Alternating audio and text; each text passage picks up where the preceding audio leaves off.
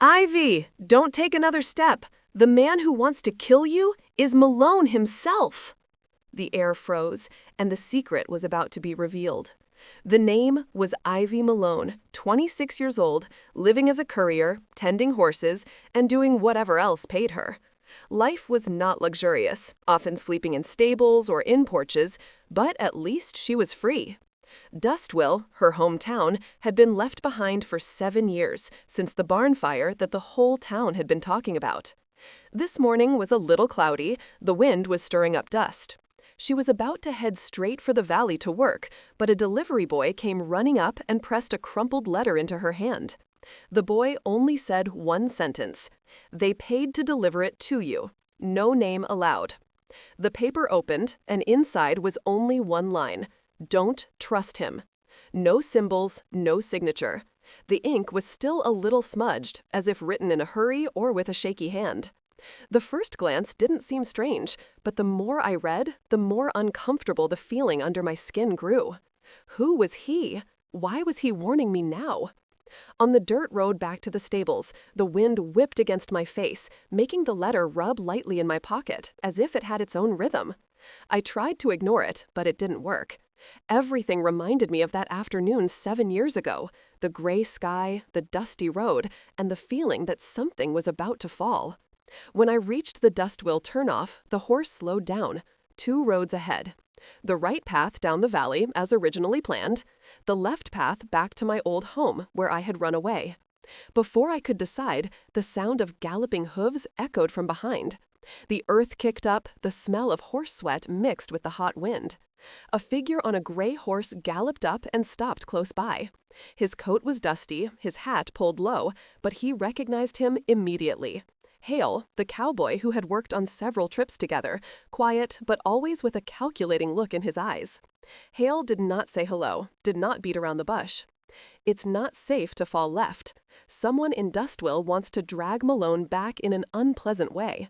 His voice was hoarse, calm, but very clear, not like the kind of threat to get money or to control anyone. Ivy kept her distance, her eyes never leaving his hand, which was placed next to the holster. What do the people in Dustwill want? There's money on the line. Malone has been inquired about for 2 weeks. Each word fell like a heavy stone. 2 weeks? So this was no coincidence. The wind blew the letter in her pocket and made it flutter against the edge of her shirt. The words, "Don't trust him," were sharp as a needle. Hale continued to watch the road as if waiting for someone to appear. "If you turn left now, you'll most likely be ambushed at the entrance to town." His voice was even, but there was no mirth. It was possible to lie about something else, but it was hard to make up this kind of urgent warning. The horse shifted its hooves, the ground sank.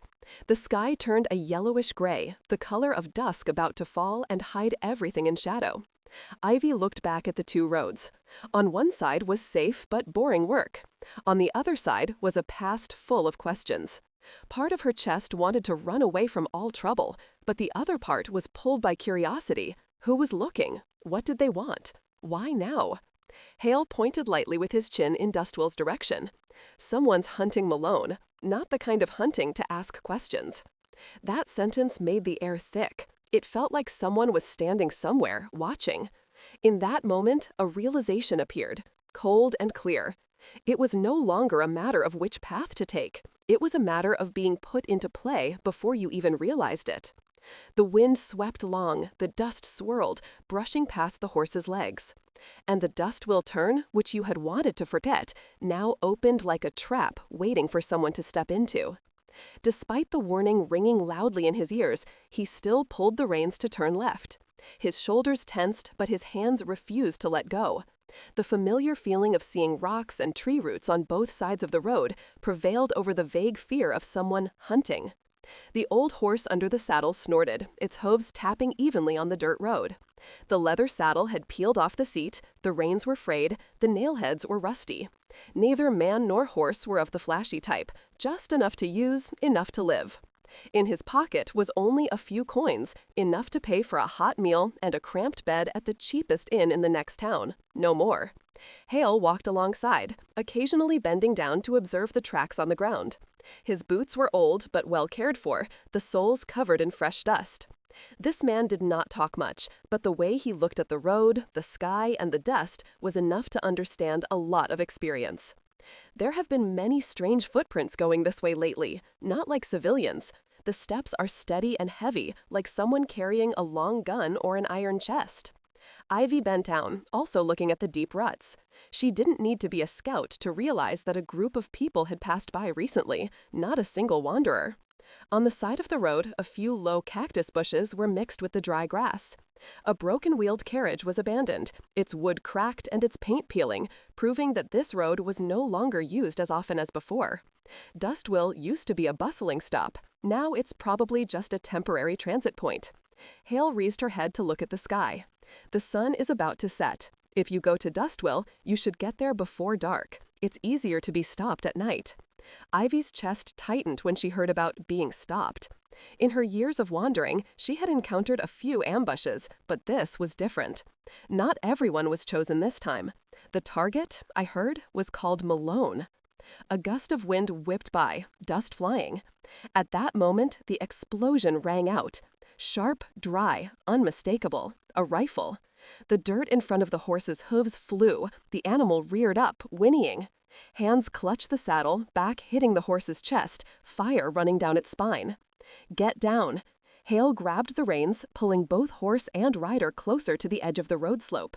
A second bullet pierced the grass a few steps away and then stopped. Not a miss, but a deliberate miss. I saw it kind of way, but still leaving space for the victim to choose. The two of them retreated to a large rock, enough to cover themselves. The smell of dust, horse sweat, and gunpowder mixed together, sticking to their skin like a new layer of dirt. Ivy could hear her heartbeat in her ears. There was no longer a normal feeling of turning. Someone had clearly been waiting on the road into Dustwill, and that person knew Malone would choose this direction. Behind the rock, the space narrowed.